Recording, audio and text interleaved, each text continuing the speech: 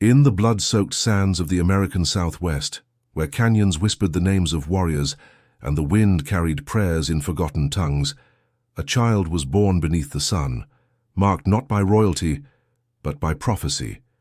His name was not yet Geronimo, not yet feared, not yet legend. He was called Guyakla, the one who yawns, a name that barely hinted at the storm brewing behind his eyes. He was not born a chief. He was not the son of kings or the bearer of war medals. No, Guyakla was something rarer, something older, something wilder. A shaman chosen not by bloodline but by the spirit realm, a man who walked the thin, burning line between the earth and the gods. He believed in his supernatural gifts not because he was told they were real, but because he had heard the voices, because he had seen the signs, and the world would come to know those signs through fire and fear. He entered life during a rare and fragile peace, a thin thread of silence that stretched between the Apaches and the newly independent Mexican nation. Spain had fallen, and in 1821, Mexico stood bloodied but sovereign. The swords were sheathed for a moment, the rifles cooled for a breath. And it was in that breath of calm that Guyakla drew his first, as if the world itself paused to acknowledge his arrival. But peace, like all beautiful lies, does not last long in lands built on conquest. The ground beneath his feet had known centuries of war. Apache warriors had clashed with Spanish conquistadors, then Mexican militias, and soon American cavalry. The soil had tasted too much blood to ever forget the taste, and by the time Guyakla could walk, the wind had shifted. Mexico, once a brother in uneasy truce, became the next invader, the next threat, the next force to resist.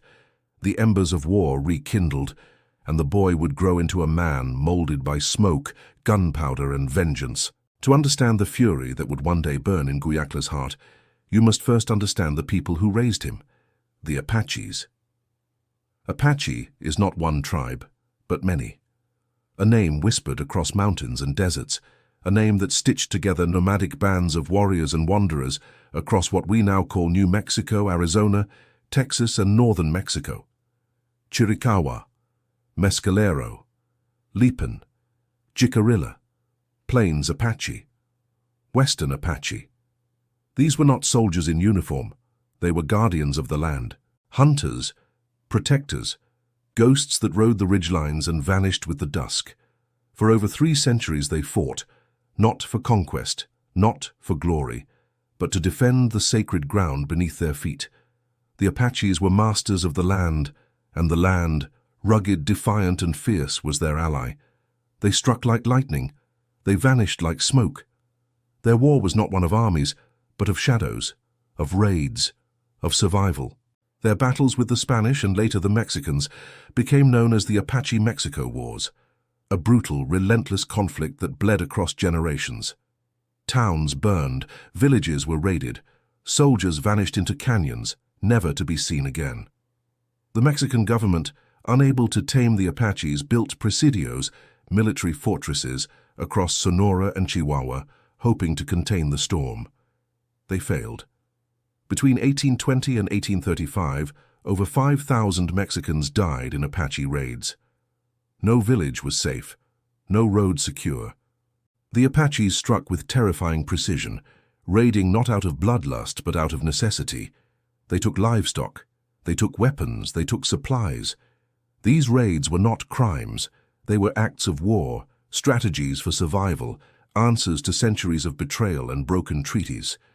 And in desperation, Mexico placed bounties on Apache scalps. Yes, scalps. Every Apache man, woman, and child became a target. The war had become genocide, but the Apaches did not bow. They did not surrender. They became ghosts of vengeance. And among them, one ghost would rise above the rest.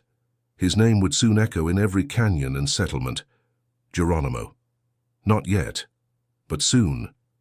In the jagged, sun-scorched frontier of what we now call New Mexico, where the Gila River winds through canyon walls like a silver serpent, a boy was born into prophecy in the summer of 1829. His name was Guyakla, the one who yawns. But this child, serene in name only, would awaken as a storm in human form, destined to haunt the edges of empires. He was not just a child of the wild. He was born of bloodlines forged in resistance. His grandfather, Mako, was chief of the Bedonkohe band of the Chiricahua Apache, a fierce and elusive people whose footsteps blended with the mountain winds. Raised in the harsh, reverent rhythms of the land, Guyakla grew fast, both in stature and spirit. And at 17 years old, he stood before the council of Apache warriors, not a boy seeking manhood, but a warrior demanding destiny. He was accepted into the warrior class, a sacred moment among his people. With this came not just honor, but also the right to marry. And so he did, taking as his wife Alope, his childhood companion, and the love of his young life. They would have 3 children, weaving a short-lived piece into the tapestry of his life. But even as Guyakla raised a family, his spirit belonged to fire. He led warriors into raids and battles across the borderlands of Sonora and Chihuahua. He became respected as a tactician, a fighter, and a man driven by an invisible force. Yet not all revered him. He was known for his temper, his sharp eyes that trusted few, and a sense of paranoia that clung to him like a shadow. To many he was unpredictable, but to his enemies he was pure dread. Guyakla did not believe he fought alone. He believed the wind spoke to him, that the spirits of his ancestors guided his hand in war. One night, high on the ridges of Bowie Mountain, he claimed to hear a voice, Yuson, the mountain spirit, whispering in the darkness, "You will never die in battle. You will never die by gun." This voice became his shield. This prophecy became his mission. And he would ride into death again and again, untouched. He led incursions deep into the northern Mexican states of Chihuahua and Sonora, and on the American side, into Arizona and New Mexico. His warriors struck with fury, disappearing into the mesas before a bullet could catch the echo of their cries. He was not merely a raider, he was a spirit made flesh, and for a time, the spirit could not be caught. But fate does not rest. And in 1858, during what should have been a simple visit to trade goods in Llanos, Chihuahua, fate struck Guyakla with its cruelest blade. He had left his small camp briefly. When he returned, he found only smoke. His wife, his children and his mother, slaughtered by Mexican soldiers without warning, without mercy. The man who returned from the ashes that day was no longer Guyakla. That man was gone. From that day forward, he was hate in motion. He would never forgive the Mexicans. He would never again seek peace from them. He once said, reflecting on that moment, "I cannot call back my loved ones, but I can rejoice in revenge." From fire, he had come, and to fire, he now returned. His transformation into Geronimo, a name that would ring across generations, came not from ceremony, but from the chaos of war. During one ferocious battle against Mexican troops, he charged with such feral energy that the soldiers panicked and began crying out in Spanish, "Geronimo, Geronimo!" a desperate invocation of Saint Jerome, the Catholic warrior saint.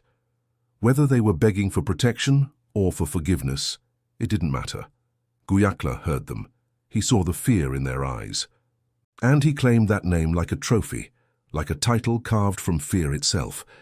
From then on, he was Geronimo. He was no longer simply a man. He was a curse, a legend, a storm riding on horseback, cloaked in vengeance and sanctified by blood. In 1861, the wind shifted once more, this time from the north. The United States had arrived, with flags, forts, and laws that meant nothing to the Apache. At the center of the spark that would ignite decades of war stood a young U.S. Army lieutenant named George Bascom, and a misunderstanding that would unravel everything. A boy had been kidnapped near the Apache territories, and Bascom, seeking a scapegoat, accused the Apache chief Cochise of the crime. Cochise, who was innocent, agreed to parley. He offered to help find the true kidnappers if given time, but Bascom tried to imprison him, believing treachery was the only Apache language. Cochise escaped, wounded and enraged, but his family was left behind. When the Americans refused to trade them back, war became inevitable. The Apaches retaliated, first in whispers, then in flame. Warriors from all bands, including Geronimo's, assembled in Apache Pass and launched assaults against the U.S. Army posts that defiled their land. The U.S. responded with brutality, hanging Cochise's brother, his nephew, and several others. The Bascom Affair, as history would later call it, was not just a broken treaty, it was a betrayal written in blood, and it marked the beginning of the Apache Wars with the United States, a long and merciless campaign of resistance. Geronimo, now a name on every soldier's breath, would emerge as the spirit of that resistance, not because he sought glory, but because the spirits would let him rest only in war. In the blistering heat of the Arizona Territory in the summer of 1862, the winds carried not only dust, but tension thick as war cries. As the American Civil War raged in the east, another battle brewed in the unforgiving desert of the Southwest. The U.S. Army's California Column, 2,500 strong, led by Colonel James Carleton, marched with cannons and conviction through Apache lands. Their goal was not merely to reach their Confederate foes, but to secure the land beneath their boots from the native tribes that had ruled it for centuries. Standing in their path was a coalition of Apache warriors, 500 fierce, battle-hardened men, led by the indomitable Cochise and the iron-hearted Mangas Coloradas, names already etched in the desert stone by decades of defiance. The confrontation unfolded in a place destined for legend, Apache Pass, a narrow, treacherous gap through the Chiricahua Mountains that served as a vital artery for movement through the vast desert. The Apaches, knowing the land as an extension of their own breath, took the high ground. From the cliffs above, they rained down fire and fury upon the soldiers and their lumbering wagons. For hours the sky thundered with the cracks of rifles and the wails of the wounded. The Apaches, nimble as spirits, darted between the rocks, vanishing and reappearing like desert ghosts. But this time the U.S. Army had brought more than rifles. They had brought howitzers, artillery that spat iron and thunder. When the cannons roared, the land itself seemed to recoil.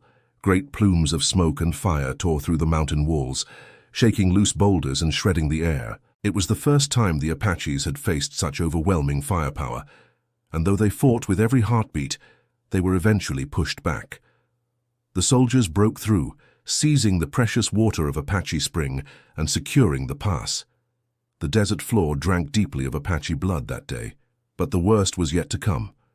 In the aftermath, Mangas Coloradas, the aging but still revered chief of the Mimbreño Apaches and one of the last great figures of his generation, sought to negotiate peace. Perhaps it was exhaustion, perhaps a final attempt to preserve what remained of his people, but his decision would cost him his life. Lured into a meeting under the white flag of truce, he was betrayed, taken prisoner by U.S. soldiers and delivered in shackles to Fort McLean. There, in the cold confines of a military cell, he was tortured, stabbed with bayonets, shot multiple times while in captivity. Mangas was executed in the dark, far from the mountains that had once echoed his war cries. The soldiers who had ended him did not stop there. They mutilated his body and buried it in a shallow, unmarked grave, only to dig him up days later for grotesque trophy-taking. This act of betrayal did not go unanswered. It was a line drawn in blood, and the Apaches, now leaderless but not broken, burned with vengeance. Geronimo, who had once stood beside Mangas in raids and councils, took the torch. If there had ever been a path to peace through diplomacy, it was now buried beneath the stones of Fort McLean. What came next was not a war of armies, but a war of ghosts, where every hill held a memory and every river carried the whisper of wrath. And yet, even amid the scorched earth aftermath of that betrayal, a strange stillness fell over the land 10 years later. In 1872, the winds shifted once more, not with war drums but with quiet footsteps toward a table of peace. General Oliver O. Howard, a Union veteran known for his unusual sense of honor and fairness toward Native Americans, traveled deep into Apache territory, seeking a truce with the legendary Cochise. The war had cost both sides dearly. Entire families had vanished, and both American settlers and Apaches buried their dead in silent graves across the frontier. Cochise, older now, weary but unbowed, met with Howard in the heart of the Chiricahua stronghold. What followed was an agreement unlike any the Apaches had known. Howard promised land that would remain in the hands of Cochise's people. The raids would cease, The killing would stop, the war chief would return to his homeland, and his people would no longer be hunted. Cochise surprisingly accepted. It was not surrender. It was a breathing space in the flames, and for the first time in decades the mountains knew peace. During this time, Geronimo made a quiet, fateful move. He married one of Cochise's daughters, binding himself to the great chief not only in spirit, but in blood. Though Geronimo had no love for the white man and no desire to bend the knee, he honored his new family, and out of deep respect for Cochise, he laid down his weapons for a time. The raids ceased. The war drums fell silent. For 2 brief, flickering years the sun rose on a land not soaked in gunpowder. But peace in the land of Geronimo was always fragile. The same earth that gave life also demanded sacrifice. And for men forged in the crucible of war, stillness was not peace. It was the drawing of breath before the next storm. When Cochise died in 1874, buried in a secret sacred grave among the rocks of his stronghold, the balance broke. The treaty held for a while longer, out of honor more than faith. But Geronimo, now without the one man who had earned his full trust, began to stir once more. The fire within him had not gone out. It had only dimmed beneath the shadow of loyalty. And when that shadow passed, there was nothing left to restrain the warrior who believed no bullet could claim him. As the white settlers pushed further west, and the promises made by generals were broken by bureaucrats and gold seekers, Geronimo would rise again, not as a husband, not as a farmer, but as the living incarnation of Apache defiance. The desert was not done with him, and neither was history, because the spirit of Geronimo cannot be buried. It rides still in the winds that sweep across the Gila cliffs. It whispers in the thunder above Apache Pass, and it waits in the shadows of broken treaties for the next reckoning. In the shadow of broken promises and trampled treaties, the fire inside Geronimo refused to die. It was the year 1876, a time when the last embers of Apache sovereignty smoldered beneath the crushing heel of westward expansion. The white men, with their papers, laws, and maps, had drawn invisible lines over sacred Apache lands and called them reservations. At the helm of this colonial redesign was Indian agent John Clum, a man whose pen and ambition were as dangerous as any rifle. He decided, with bureaucratic confidence and government blessing, that all Apaches would now be relocated to the San Carlos Reservation in Arizona, a place the Apaches would come to call Hell is 40 Acres, a desolate wasteland where disease thrived and spirits withered. But Geronimo, fierce, spiritual, and unbreakable, would not go quietly. He saw through the lies. He knew this wasn't a gesture of peace, it was containment.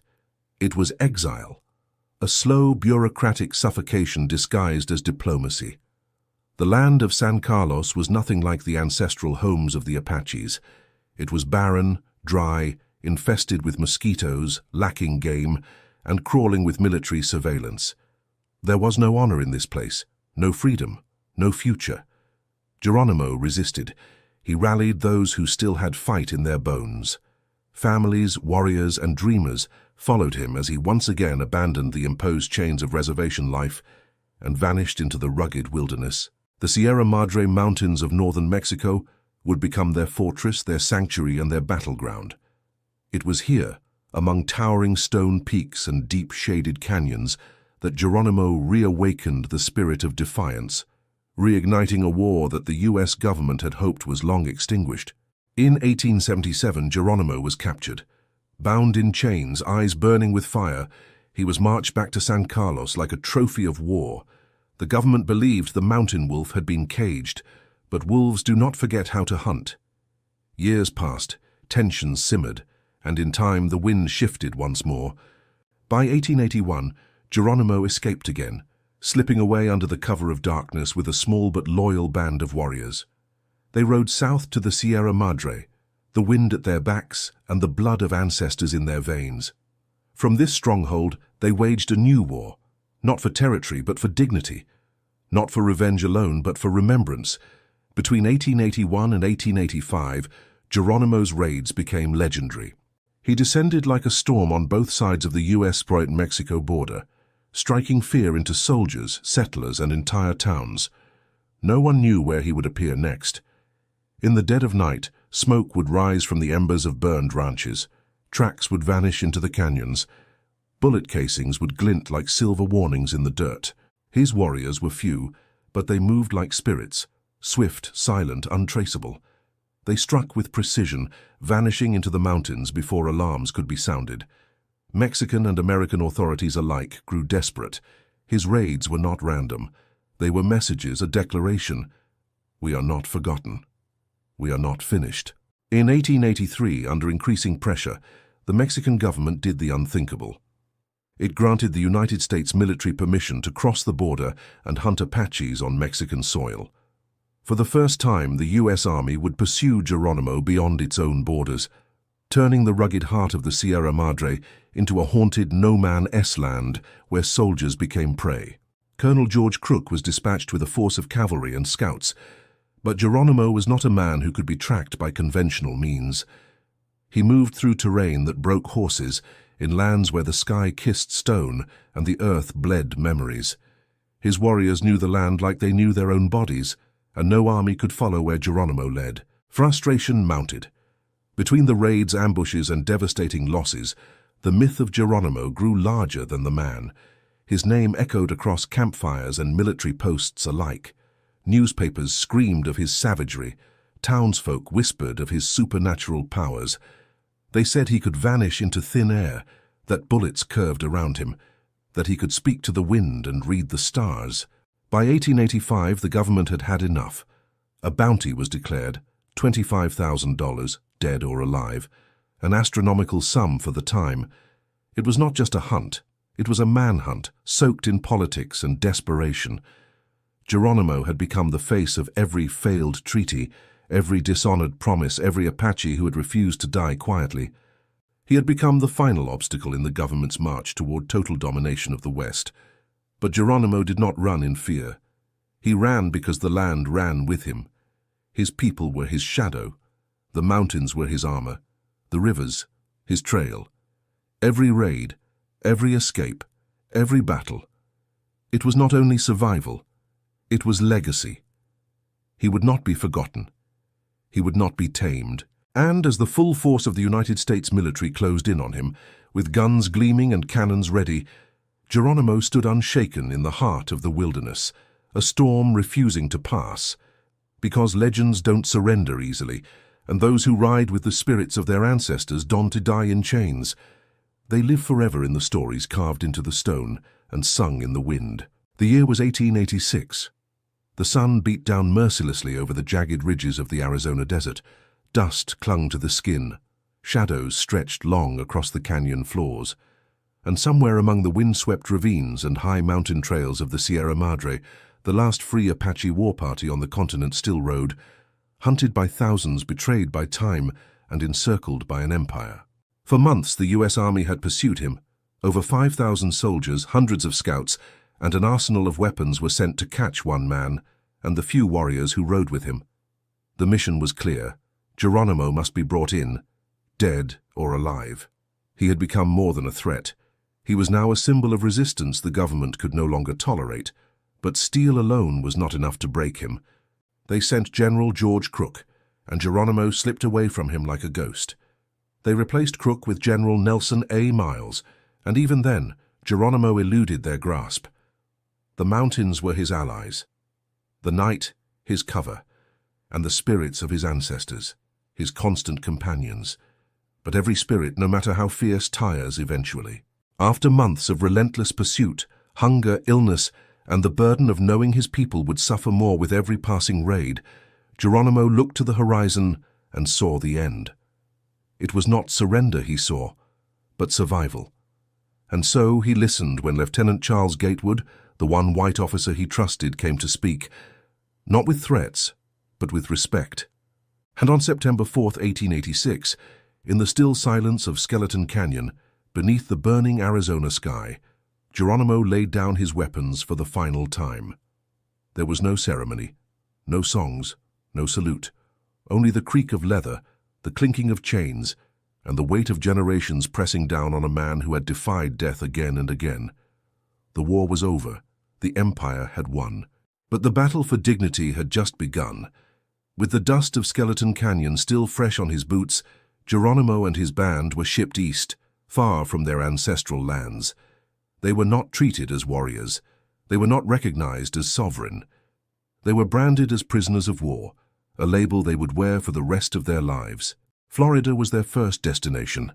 The climate was alien, the air thick with humidity, the skies heavy with unfamiliar stars. Fort Marion, then Fort Pickens, were their cages, old Spanish forts repurposed into modern dungeons.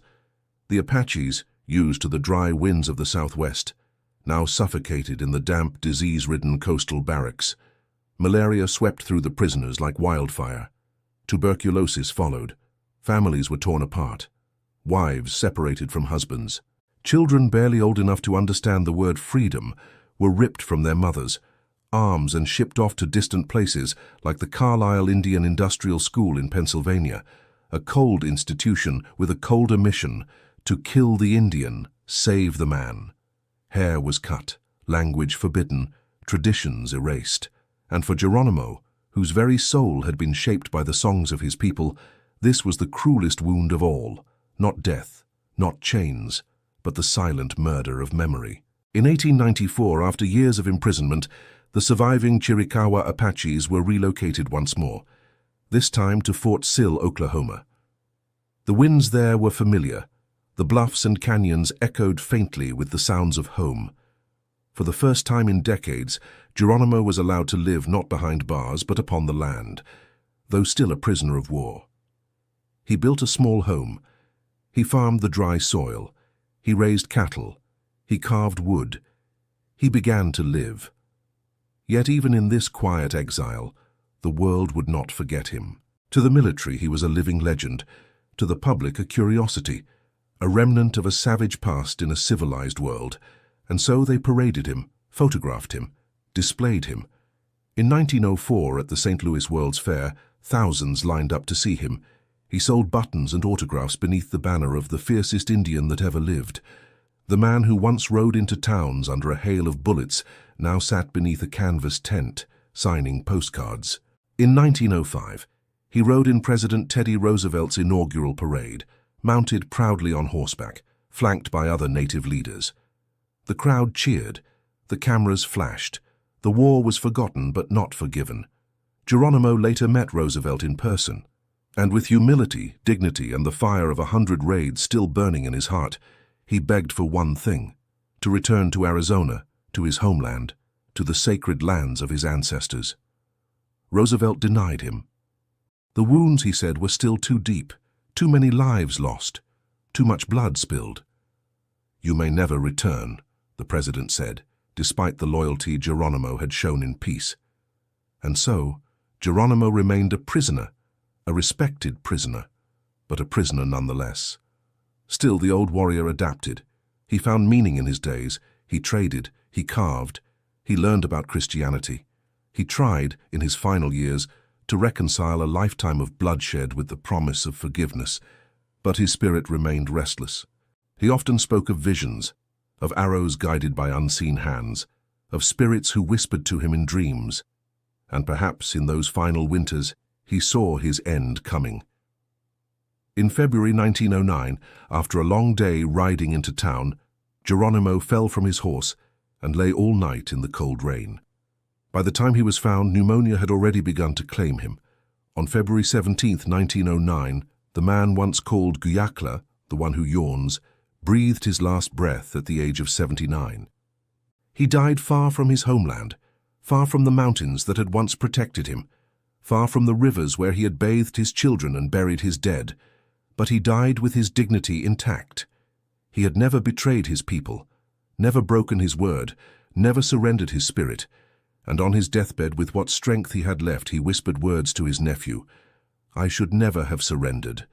I should have fought until I was the last man alive." His body was buried in the Apache cemetery at Fort Sill, near Beef Creek, under a stone marked with his name.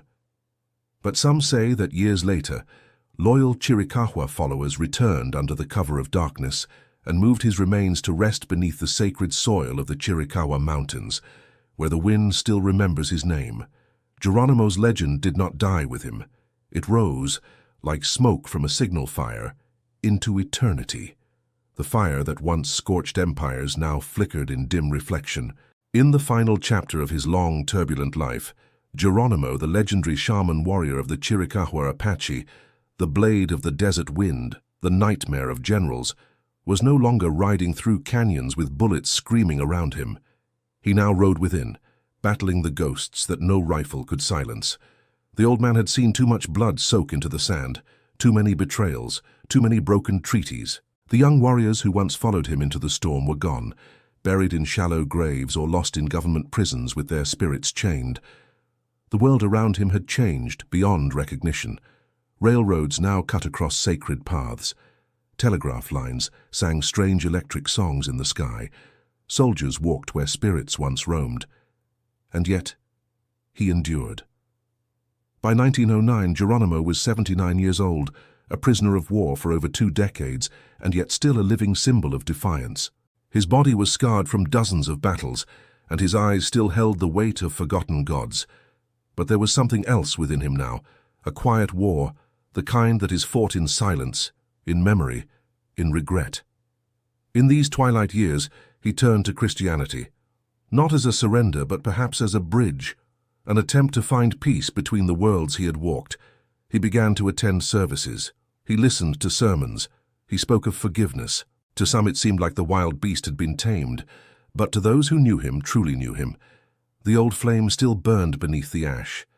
Geronimo said he forgave the white man for the treaties torn apart like dry leaves, for the forced marches, the broken promises, the erasure of language and spirit. He had looked into their eyes, marched in their parades, shook the hands of their presidents. He forgave, but never forgot. Yet, when asked about the Mexicans, his voice changed. "I will forgive the white men," he said, "but I will never forgive the Mexicans." And who could blame him?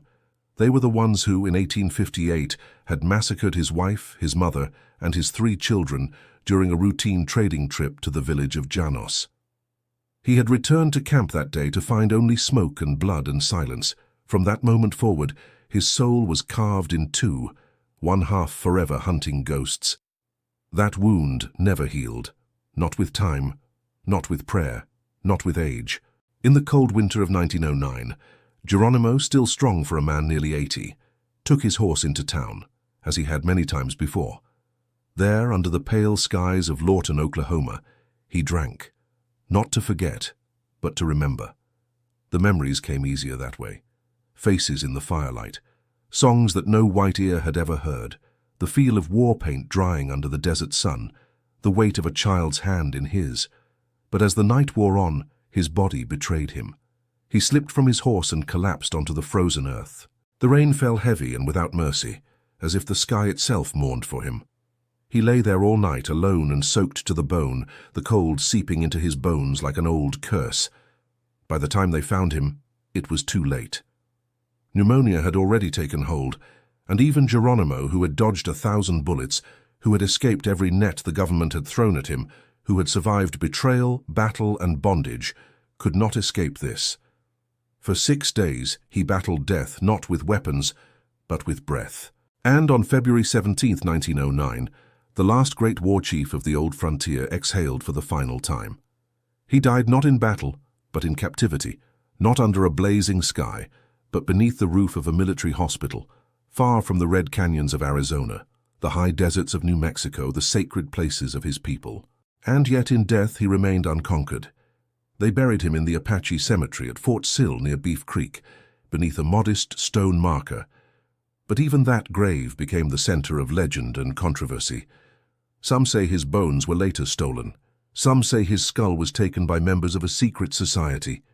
Others whisper that his loyal kin dug up his remains and carried him home, to rest at last, beneath the stars of the Chiricahua Mountains. No one truly knows. What is certain is this: Geronimo's spirit was never buried. It rose with the wind. It rode with the coyotes.